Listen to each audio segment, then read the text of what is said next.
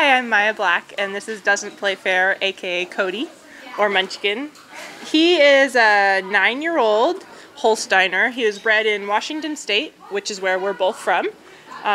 He is owned by Don and John Doffelmeyer, who are also my horseshoers and have been for many years.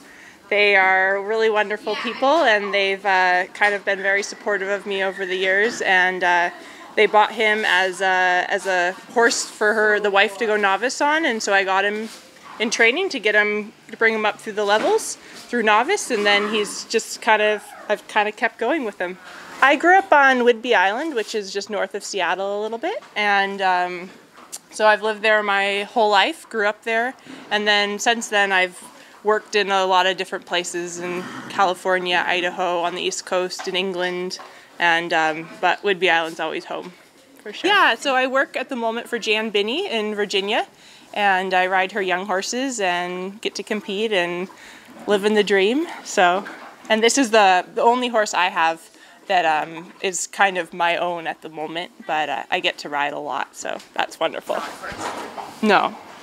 At least not my immediate family, yeah. Like we had I grew up, my cousin Adrian and her mom Ann, they kind of got me going with the horses, and I always got Adrian's leftover ponies kind of growing up, and so that was definitely, I got my first pony when I was 9, and then kept it at their place and grew up riding with Adrian and through Pony Club and just messing around on the farm, and kind of went from there. And that's the Wild. Yes. Pretty famous. Yeah, she's a little famous, I guess. Definitely. I mean, I joke my mom still doesn't know how to put a halter on, or what the difference between them are. But they're very wonderful. Both of our families are obviously really, really wonderful families. And I mean, we couldn't have done what Adrian and I have done, without them. It just definitely was not. We were not pushed to ride, you could say. It was definitely more of the opposite direction. I think you have to be dedicated. I think you have to be trustworthy, probably really honest. You have to have a really good control. I think people that have a temper are probably not the best horse trainers. I think you have to be really fair to the horses, and but also you have to have some discipline, but be honest as well. Probably because I'm pretty indecisive and I like everything. So I love the dressage, but I also love the jumping and I love the cross country, and I think that I probably I love it all. So. And so this is your first V-Star? It's my first CCI, yeah, ever, yeah, yes, for both, yeah, for both. Yes. Well, that's exciting. Oh my gosh! Well, I just walked the cross country course for the first time, and it took me a good hour and 45 minutes, so it's quite long. And so probably just one thing at a time. The dressage is tomorrow, and then cross country the next day, and we'll just see how it goes. I mean, I love this horse. I've had him since started him off at beginner novice 3 years ago now, and so we've had a great partnership, and I'm looking forward to taking this next step in our relationship. So probably, I'm a bit of a perfectionist, so feeling like you want to make everything perfect, and it's really hard as an eventer to really make everything perfect when we have to be good at so many different things.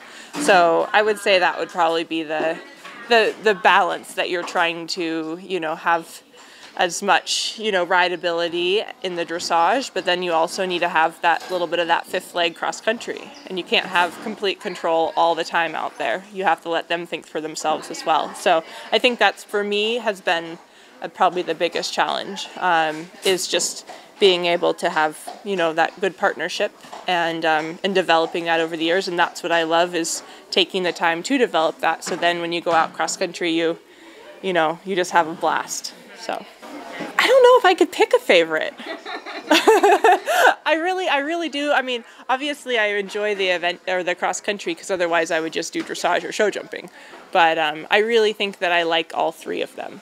I definitely find the show jumping the hardest, just for me. But it doesn't mean that I I don't enjoy it. I think it's at the end of the weekend, and it's kind of nail biting. So. Oh, of course, yeah. She gets the daily phone calls, yes. Yeah, she's helped me quite a bit with this horse. I wasn't working for Bob and Debbie when I had this horse, so I haven't had him since I've lived with Adrian, but I usually go for, a month at a time in the fall and go to Idaho and visit and go conditioning and get ready for the big events that we have down in Galloway in California. And so she has helped me quite a bit with him, and so she knows him well and is really good and she knows me really well because we grew up together, so I'm pretty lucky. Probably growing up in pony club and stuff, definitely positional things is important to me. And then also I think people don't get horses probably quite quick enough off their leg as I would imagine, and into the bridle. I feel like I see quite a few people fussing around with their hands and different things, but they really just need to give their horse a little kick and get going and get up to their hand and go from there. So that would probably be the main thing. For eventing? Yes. Oh my gosh. I think I really enjoy anyone that has, a great partnership with the horse. Being a tall person, I really have enjoyed watching, riders like Andrew Nicholson and William Fox Pitt, just because I feel like I can learn a lot with my body awareness and things for riding. Obviously they're quite a bit taller, but proportionally this horse is pretty small, and so that's been fun to try to emulate and become more aware of where I am on top of the horse. So, an embarrassing story. I probably have lots of them, but I'm not sure if I'm supposed to tell them. Yeah. Well, I don't know. One of them, I guess, off the top of my head is just going back to her being the trainer and me being the student, because I always say that I helped her become who she is, because she got to test out all of her training techniques on me first.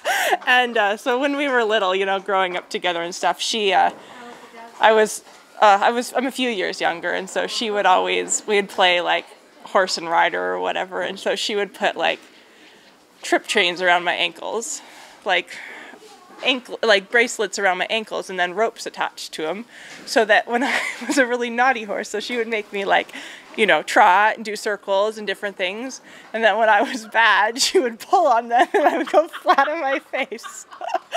And I don't know why I kept doing this, but she seemed to, but anyways, we had a lot of fun growing up, and I think that she, we're very close, so it was quite fun. But that would probably be one of the torture sessions that she put me through.